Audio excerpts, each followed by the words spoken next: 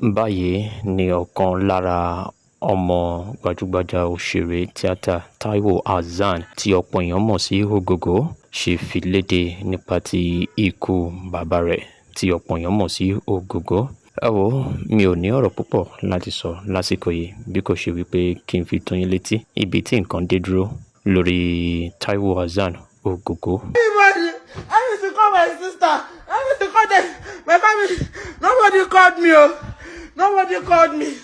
Nobody called me. Oh. My daddy is dead, sir. I don't believe. I don't believe them.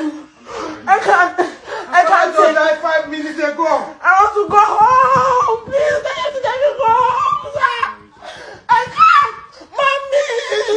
Mommy! Please! Please! I just told your neighbor to come over here to get to me. Sir! What's her relation to you? No, please, can you... She's my sister's daughter. Please, tell her that they should buy my ticket so that I can go home. I want to go and see my daddy before he gets buried. Please. Can you sit down? No, I don't want to sit down, please. I don't want to sit. Ogogo Taiwo Hassan tí ọ̀pọ̀ èèyàn mọ̀ sí Ogogo ni ó jẹ́ ọmọ bíbí ìlú Ìlaro ní ìpínlẹ̀ Ògùn. Ó dunni púpọ̀ wípé lẹ́yìn tí ó figagbága pẹ̀lú àìsàn jẹjẹrẹ tá a mọ̀ sí cancer stage 4 ni Ogogo jáde kúrò láyé.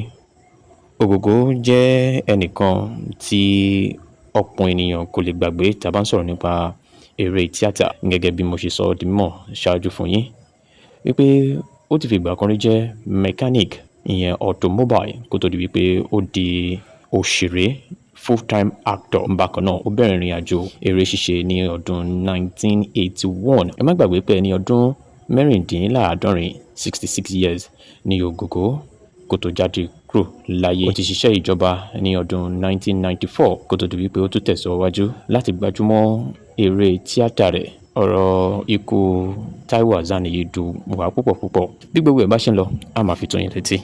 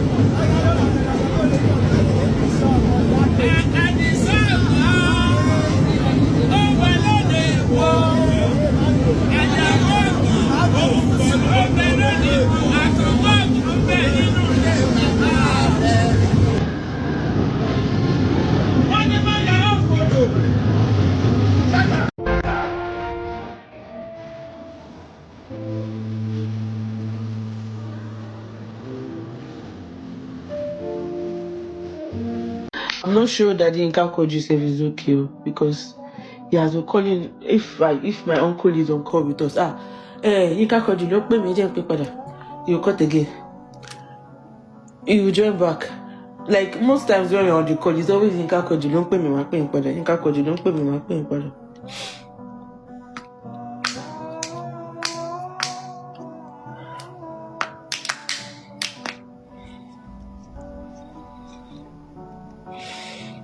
عليهم جند من السماء وما كنا مرسلين إن كانت إلا صيحة واحدة وإذا هم خامدون يا حسرة على العباد ما يأتيهم من رسول إلا كانوا به يستعصمون ألم يروا كم أهلكنا قبلهم من القرون أنهم إليهم لا يرجعون وإن كل لما جميع لدينا محضرون وآية لهم الأرض الميتة أحييناها وأخرجنا منها حبا فمنه يأكلون وجعلنا فيها جنات من نخيل وأعناب وفجرنا فيها من العيون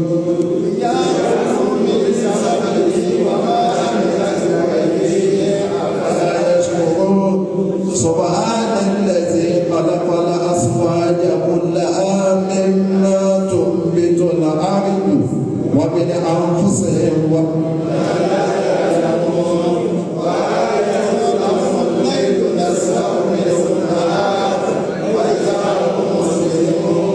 والشمس تجري لمستقر لها ذلك التقدير العزيز العليم والقمر قدرناه منازل.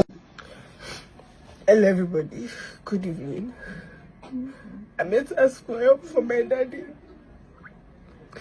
He has cancer and it's really bad. And the hospitals are refusing to treat him. At least, please, give this man a chance. Nobody wants to do anything. We're not yet asked for money. Nobody is asking for money, but please, if you know somebody that knows somebody that can help.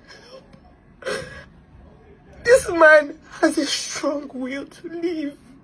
You see him, you can't even know that something is wrong that bad.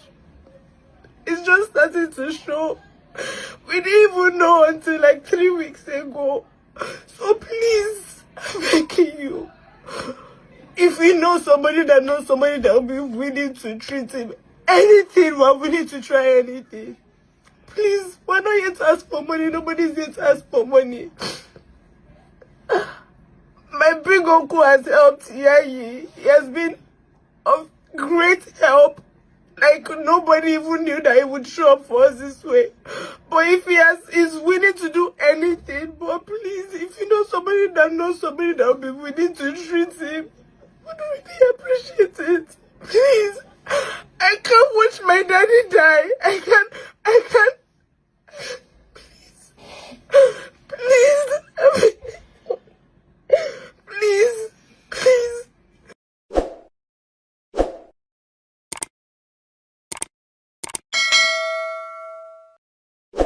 ọ̀tẹ̀ ló ń jẹ́ ló ń pè ọ́ kò sẹ́ni tí ò lórúkọ tiẹ̀ àti wípé ọmọ kì í gọ̀ títí sẹ́ẹ̀ kó gbàgbé orúkọ ara rẹ̀. ààfin tèmi ò nílò ìdánimọ̀ lọ́jà tó bá dọ́jà báyìí wọ́n á mọ̀ pé ó dọ́jà ní èmi tí ń tòótọ́ Samuel Owóyẹmí fẹ́lẹ́fẹ́lẹ́ láyé lórúkọ mi fẹ́lẹ́ ní gbogbo èèyàn mọ̀ mí sí èmi náà kọ́ Ọlọ́run ọba òkè ló fún mi ṣe ní gbogbo ìgbà.